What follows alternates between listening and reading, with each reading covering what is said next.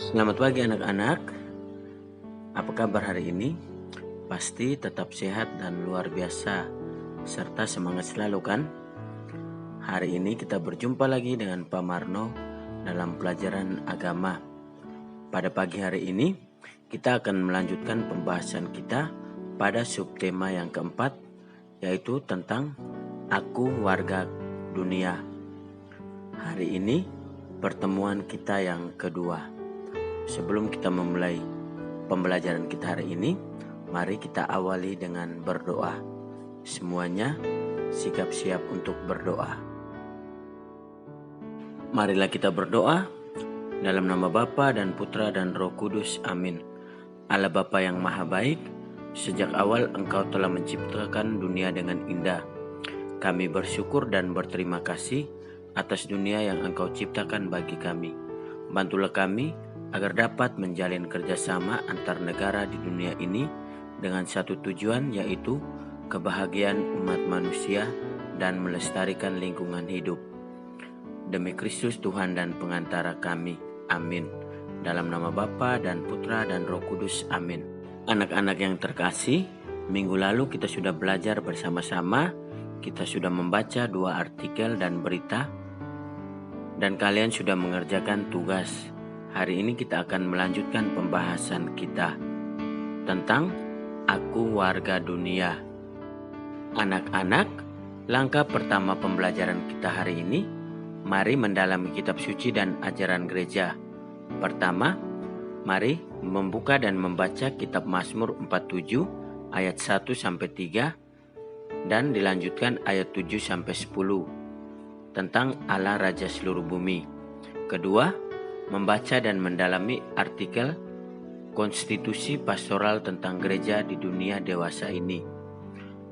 Bacaan dan artikel bisa kalian buka dan lihat di buku paket agama kalian masing-masing pada pembelajaran yang keempat. Pak Marno harap kalian membuka dan membaca semua bacaan dan artikel dengan baik, karena akan ada tugas dari bacaan dan artikel yang akan kita baca bersama-sama. Setelah membaca kitab Mazmur dan artikel tadi, Pak Marno punya tugas untuk kalian hari ini. Nomor 1, temukan baris-baris dalam kitab Mazmur 47 bahwa kita semua adalah milik Allah. Nomor 2, jika Allah adalah penguasa kita, bagaimana sikap kita terhadap sesama dan lingkungan? Nomor 3, bagaimana kepedulian kita terhadap sesama umat manusia di bagian negara lain yang sedang mengalami kelaparan atau penderitaan akibat perang atau bencana alam. Nomor 4, bagaimana sikap gereja pada orang-orang yang miskin dan menderita pada zaman ini. Nomor 5, apakah yang perlu dilakukan oleh gereja pada orang-orang yang miskin dan menderita. Nomor 6, bagaimana peran gereja sehubungan dengan persoalan-persoalan pada berita di atas. Dan yang terakhir nomor 7, apa saja keterlibatan gereja dalam menghadapi persoalan-persoalan kemanusiaan. Demikian tugas kalian hari ini, ada 7 nomor. Anak-anak, kitab Mazmur 47 bertujuan untuk memuliakan Allah. Sebagai manusia, kita patut memuji dan memuliakan Allah.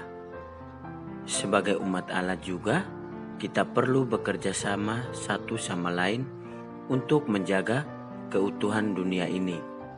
Kerjasama dapat dilakukan dalam berbagai bidang kehidupan, seperti politik, ekonomi, sosial, dan juga kebudayaan. Dewasa ini, sebagai umat Allah, gereja dan seluruh umat di dunia perlu bekerja sama. Gereja perlu mengemban misi untuk memberikan kegembiraan dan harapan kepada kaum miskin. Misi gereja ini seperti misi yang dibawa oleh Yesus sendiri, yaitu memberikan harapan dan kegembiraan untuk orang-orang sakit dan menderita. Oleh karena itu, gereja sebenarnya mempunyai hubungan erat dengan orang yang menderita. Jika bumi mengalami kerusakan, gereja bersama seluruh warga dunia membantu mengatasi kerusakan alam dan sebagainya. Selanjutnya, Pak Marno punya beberapa pertanyaan untuk kita refleksikan dan kita renungkan bersama-sama. Apakah aku sudah berdoa untuk orang-orang yang menderita di negara lain? Apakah aku memelihara lingkungan hidup sebagai bentuk kepedulianku terhadap bumi? Bagaimana caraku membantu orang-orang yang menderita di negara lain? Ketiga pertanyaan ini untuk kita refleksikan dan kita renungkan bersama-sama. Apakah tiga pertanyaan ini sudah kita lakukan selama hidup kita? Selanjutnya kita akan melihat bersama-sama rangkuman pembelajaran dari tema ini.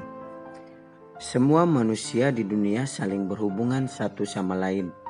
Hubungan itu dapat dilakukan dalam bidang sosial kemanusiaan, ekonomi, budaya, dan politik serta keamanan. Setiap jalinan kerjasama mempunyai tujuan. Contoh bantuan sosial kemanusiaan. Tujuannya untuk memberi bantuan keringanan kepada korban bencana. Contoh hubungan ekonomi adalah menjual hasil-hasil teknologi dan kekayaan alam. Selanjutnya, semua negara dapat menjalin kerjasama karena akan menyadari adanya satu diciptakan oleh Allah. Allah menciptakan dunia ini untuk semua orang tanpa membeda-bedakannya.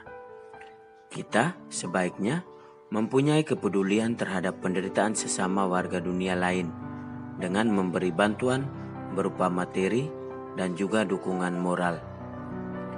Gereja harus memiliki sikap terhadap keprihatinan yang sedang terjadi di dunia ini. Gereja hadir memberikan kegembiraan dan juga harapan bagi orang yang menderita. Nah, anak-anak, sampai di sini dulu pelajaran kita hari ini pada subtema yang keempat tentang aku warga dunia. Kita akan maju pada pembelajaran selanjutnya minggu depan. Mari kita akhiri dengan doa. Dalam nama Bapa dan Putra dan Roh Kudus, amin. Ya Allah, dunia ini seolah tidak ada batasnya lagi. Kami menjadi saudara-saudari warga dunia. Gerakanlah hati kami untuk senantiasa mau membantu saudara-saudari kami di tempat lain yang sedang mengalami penderitaan dan bencana. Mampukanlah kami untuk bersimpati dan solider dengan mereka. Demi Kristus Tuhan dan pengantara kami. Amin. Selamat pagi, semangat belajar dan Tuhan Yesus memberkati kita semua.